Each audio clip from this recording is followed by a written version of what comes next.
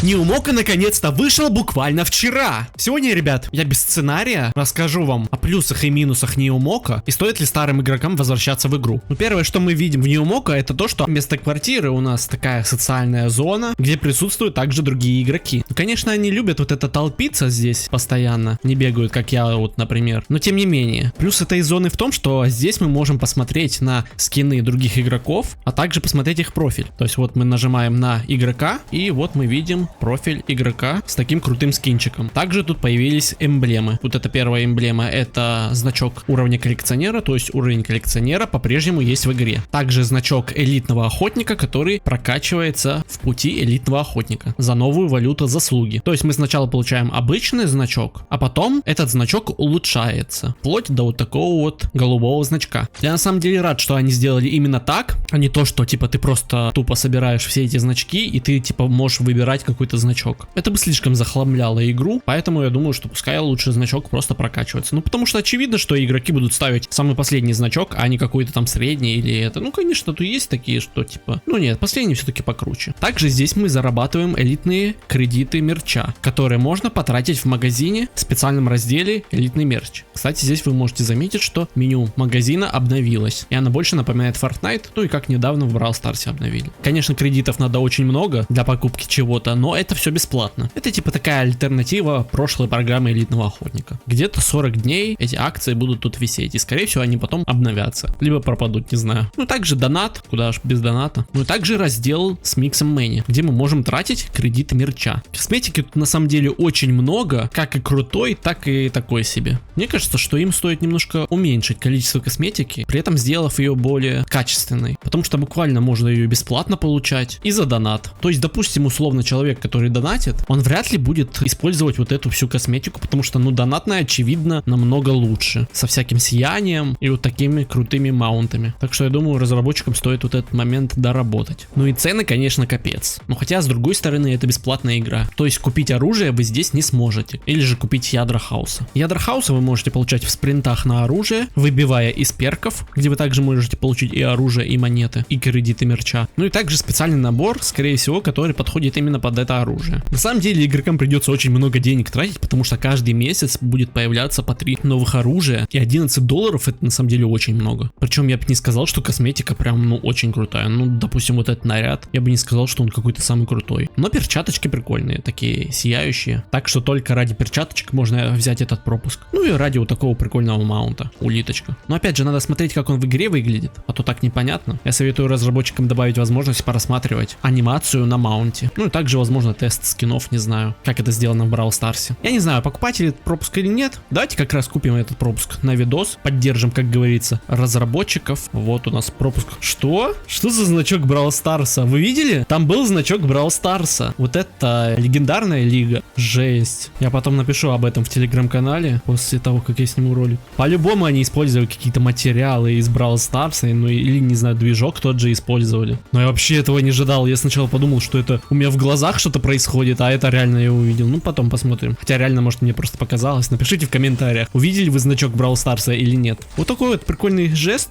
На самом деле у меня есть намного круче жесты, я вам как раз покажу. И вот такой вот крутой скинчик на перчаточке. На самом деле самое крутое в них это именно эффекты. А так по форме я бы не сказал, что это самый крутой скин. Ну давайте также протестируем этого маунта. Так, все, я вроде все награды собрал. Вот гардероб. Кстати, это, наверное, самый мой любимый скин из обновления, потому что, ну реально, он очень круто выглядит. Особенно вот этот маунт, Чарозуб или кто он. Он очень большой и очень дорогой. Он стоил аж $20. Я в шоке просто. Ну, как я уже сказал, игра полностью бесплатная. То есть прогресс нельзя здесь покупать. И в теории даже вот этих скинчиков в принципе достаточно для того, чтобы просто играть и больше ничего не покупать. Так что я не считаю, что это минус. Конечно, те, кто хотят получить очень много крутой косметики, это будет очень дорогим удовольствием. Но тем не менее. Давайте поставим вот этого маунта. Ну, давайте, в принципе, соберем сейчас вот этот набор косметики. Но на самом деле очень трудно найти косметику, особенно когда ее будет очень много. Я советую разработчикам добавить какую-то сортировку, как это реализовано в Fortnite. Добавлять скины в избранное, ну и сортировать по новым. Так, ну давайте я вам полностью сейчас уже покажу эту зону. Кстати, вот такой вот маунт. Не, ну прикольно выглядит, прикольно, такой даже здоровый. Так что, если вы хотите взять этот пропуск, можете в целом брать. Маунт неплохой. Тут типа можно вот так поиграть в футбол. Кстати, механику мяча они так и не пофиксили. То есть я хотел бы, чтобы мяч бился именно в ту сторону, в которую я направляю джойстик, а не туда, где именно персонаж смотрит смотрит, потому что персонаж иногда не сразу, типа, поворачивается. Вот, допустим, я, видите как, немножко с задержкой, поэтому трудно управлять мячом. Да, я заметил, что игроки практически не играют в футбол, так что немного разработчики здесь это не доработали. В том плане, что сюда нельзя пригласить, допустим, своих друзей, чтобы с ними поиграть, а рандомы вряд ли будут с вами играть. Так что хотелось бы, чтобы можно было создавать рому, куда можно приглашать своих друзей, а не просто каких-то левых типов. Ну и, кстати, еще один минусик в том, что, вот, допустим, есть оружие Headbanger, у него есть вот такие вот эффектики огненные, видите? А вот, допустим, у скина на Headbanger никакого эффекта на оружии нету, хотя отдал за него до хера денег. Я вообще вот этот скин открыл в каком-то наборе, но он, видите, такой коричневый и не совсем подходит к скинам, поэтому я заодно еще купил вот такой вот фиолетовый. Разработчики хитро это все придумали, чтобы оружие подходило к скинам и чтобы мы вот это тратили деньги на то, чтобы сразу иметь два скина. Но все равно покупка скинов прокачивает уровень коллекционера. Кстати, если вы хотите, чтобы игроки видели ваш главный значок в катках, его нужно поставить первым. То есть, допустим, вы сейчас видите мой ник с рамкой, и здесь рядышком будет именно первый значок, который вы здесь поставите. То есть, если я поставлю значок металлиста, он будет отображаться в разломах. Но я думаю, что самый крутой это уровень коллекционера, потому что он будет прокачиваться. И в целом его будет довольно сложно прокачивать. Также здесь есть показатель элитных заслуг, но он, скорее всего, будет сбрасываться в конце сезона. Но, возможно, это рекорд, я не знаю точно. То есть, возможно, этот значок сохраняется. А основной показатель, который отображается вот здесь в катках, он будет сбрасываться каждый сезон. Ну хорошо то, что уровень карьеры суммируется со всеми сезонами. То есть, если вы, допустим, запушили в этом сезоне 30 уровень и апнули в следующем еще 50, ваш общий уровень карьеры будет 80. И этим уровнем вы сможете хвастаться с другими игроками. Я бы хотел, конечно, чтобы уровень карьеры тоже можно было бы поставить как уровень коллекционера, показав игрокам, что вы очень много играете в игру. Также здесь можно поставить вот такие вот показатели. Я на самом деле рад, что разработчики не стали сбрасывать показатели того, когда я начал играть в игру, а начал я играть с релиза. Хотя они могли сделать так бы, что охотник считался бы, допустим, с вчерашнего дня. В этом плане разработчикам спасибо. То есть, когда игроки будут видеть мой профиль спустя пару лет, они будут знать, что я играл в игру еще до того, как она стала популярной. Также здесь есть показатель собранных оружий и побежденных монстров. Я не знаю, суммируются тут все монстры, то есть боссы и обычные там жучки, дракончики. Ну, скорее всего, да. Также в будущем можно будет разблокировать показатели на конкретных оружиях или чисто показатели убийства боссов, но пока этого нет,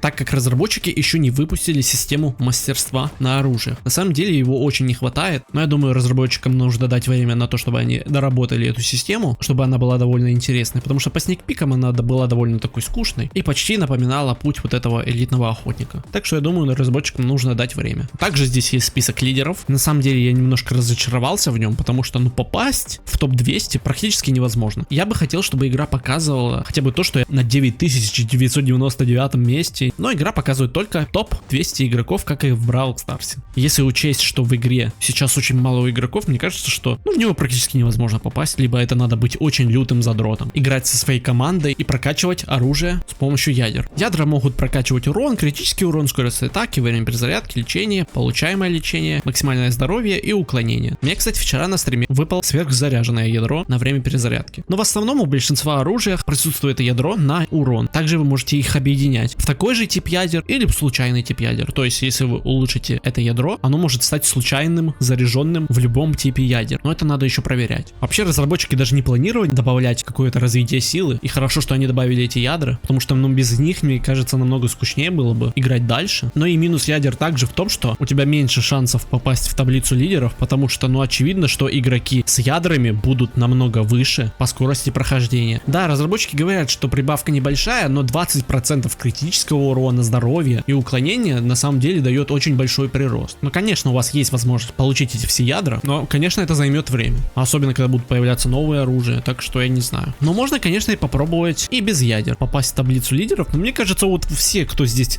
в топ-200 находится, это все люди, которым повезло с мега заряженным ядром, поэтому я не знаю. Я бы на месте разработчиков сделал так, что в разломах ядра, допустим, не работают, но с другой стороны, это будет не так интересно, так как, допустим, некоторые разломы тут довольно сложные, поэтому у игроков будет мотивация получать эти ядра, чтобы их пройти на максимальное количество звезд. Ну, давайте как раз посмотрим портал. У нас теперь каждый день будут появляться новые миры, то есть вот сейчас через 27 минут начнется новый мир и еще один новый мир, который обновляется каждый день. Но это особенный мир, в нем вы выполняете общие задания с другими игроками. Давайте сейчас вам как раз это покажу. То есть здесь нам нужно победить железные колокола, чтобы разозлить мега колокол. Давайте сейчас найдем железный колокол. Вот он сверхзаряженный. Тут может и обычный быть, либо сверхзаряженный. Не знаю насчет мегазаряженного. Я вообще мегазаряженных боссов практически не видел на стриме. Только сверхзаряженных, ну и мегазаряженных обычных монстров. Вот мы сносим колокол, и этот прогресс засчитывается для всех игроков, то есть он общий. Вот такая вот маленькая карта, то есть я думаю, вряд ли будут каждый день такие задания. Скорее всего, этот мирок будет чередоваться с режимом PvP, потому что никакого PvP сейчас нету в игре. Вряд ли они его не будут добавлять в игру, так что да. Тут мы также зарабатываем опыт хаоса. Но на самом деле для меня это не очень интересный мир, потому что тут ты делаешь все одно и то же. То есть вот мы сейчас снесли колокола, вот все игроки идут побеждать мега колокол. Конечно, это прикольно, когда ты первый раз заходишь, то есть когда этот мир открывается, вот прикольно эти задания выполнить. Но он просто повторяется, то есть сейчас мы снесем этот мега колокол. Кстати, я играю на хедбэнгере, довольно очень крутое оружие. Конечно, немножко надо его освоить и использовать способность в нужный тайминг, но на нем довольно интересно играть. Не знаю, скорострел мне очень не зашел, который вы получаете в самом начале. Он очень похож на оружие из старой системы МОКа, но оно довольно простое. Вот мы победили мега колокол, и вот снова мы должны сносить вот эти колокола. То есть ничего нового здесь не будет, я думаю. Не знаю, появляются ли тут какие-то события, такие как сверхзаряженный, но я думаю нет. Потому что я никакого события тут ни разу не видел. Ну, бывает то, что колокола могут быть сверхзаряженными. Ну, так чисто, может, опыт пофармить здесь можно, но я не знаю. Мне кажется, тут не прям так много опыта дают. Так что миры, которые обновляются каждые 3 дня, они намного лучше. Ну, посмотрим, что разработчики будут добавлять дальше, потому что так как это первый день, выпало нам ядро, скорость атаки и урон. Ну, конечно, ядра падают на самом деле очень редко, особенно очень крутые. Но я думаю, это даже плюс игре, потому что, ну, мега заряженная вам может выпасть. Все, типа, зависит от удачи, от крутости босса. Так что да, ладно, давайте вот так выходим. Вот у нас здесь показывают, сколько мы энергии хаоса получили и какие ядра мы залутали. Также мы можем оценить катку, чтобы разработчики увидели наш фидбэк. Давайте я вам немножечко покажу миры. В целом тут особо изменений нет от старого мока, но играется все по-другому. То есть, как я уже говорил, очень многое все изменилось от того, как работает оружие. То есть можно вот так уклоняться от боссов. Раньше от многих атак боссов нельзя было уклониться, так как они слишком быстро атаковали. Ну и были вот эти красные зоны, а теперь все намного интереснее. Вы можете, в принципе, посмотреть на мой стрим, как я играл. Было пару моментов, где мне прям приходилось круто уворачиваться. Так что в целом, я думаю, геймплей стал намного интереснее. Но опять же, насколько он будет разнообразен, это покажет время. Мы пока не знаем, какие будут миры. В сникпиках было особо ничего не понятно. Так что будем, ребят, смотреть. Но я думаю, Мока справится. Так как они обещают, что реально миры будут очень разнообразными. Но я не знаю. Мне кажется, это будет довольно трудно сделать. Ну, конечно же, чем больше они будут добавлять миров и монстров, тем больше будет разнообразие и в мирах, и в разломах. Пропуски будут обновляться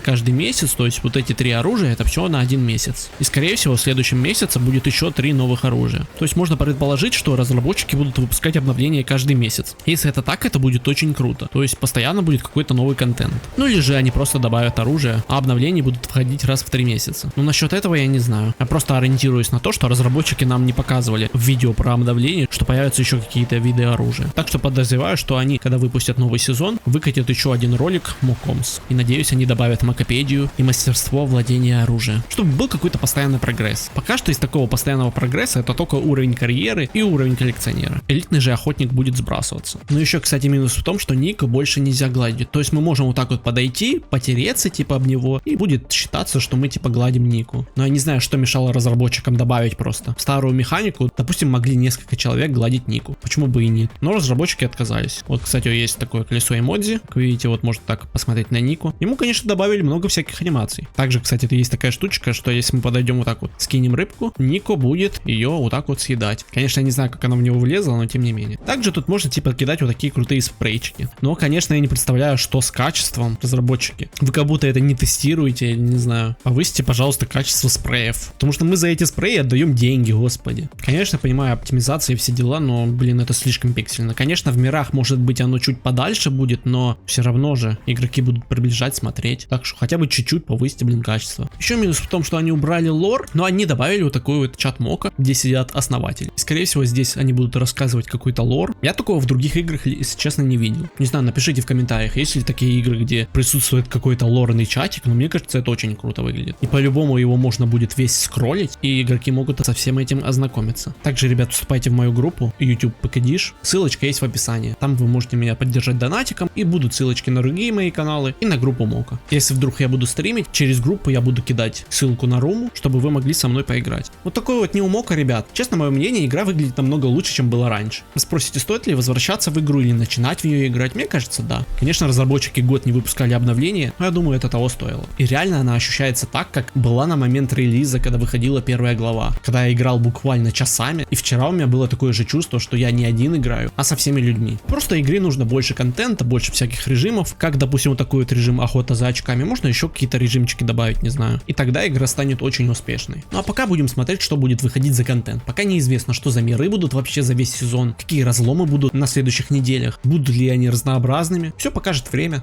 Но игра очень крутая, поэтому я вам советую вернуться в нее, если вы забросили. Ну или попробовать поиграть, если вы в нее не играли. Вот такой вот разбор, ребят, получился. Конечно, я не все рассказал, я затронул только самые главные вещи. Я буду и дальше разбирать Неомоко, так что обязательно подписывайтесь на канал, ставьте лайки, колокольчик, чтобы не пропускать новые ролики. Ну а с вами был Покадиш, спасибо всем за просмотр. Всем пока!